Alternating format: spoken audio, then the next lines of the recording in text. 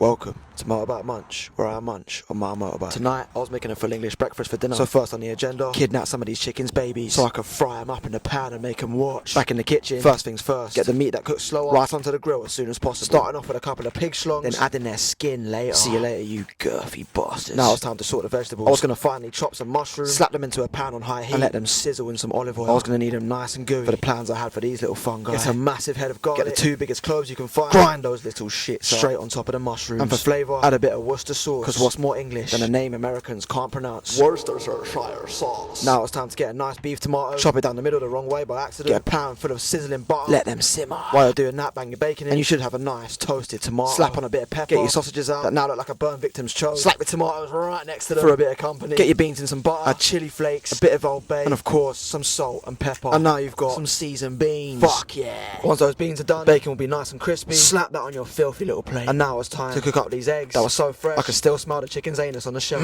Bird shit. Once that's all plated up, there was only one thing left to do: a cheeky bit of fried bread. Get loads of butter in the pan, slap a bit of white bread down, and fanny's your aunt. You've got 2 slices of heart attack. And what would a full English be without a hot cup of tea? Maybe a cheeky noser. I drove to a more scenic location and it was pissing it down. What do you know about full English breakfast for dinner in the rain on your motorbike? Nothing. The perfect meal to warm my bones. Egg, beans, mushroom, bacon, sausage.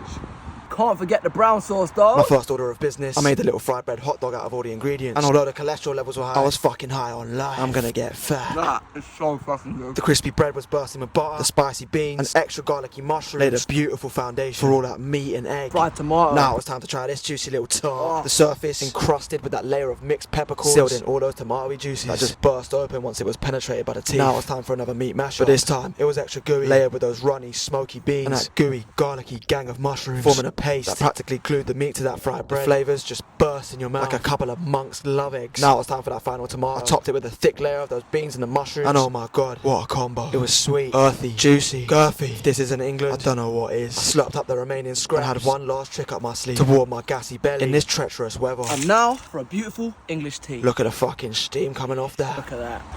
Oh, proper. And now I was warm right to my bollocks. This has been Motorbike Munch with your host, Rort Miley.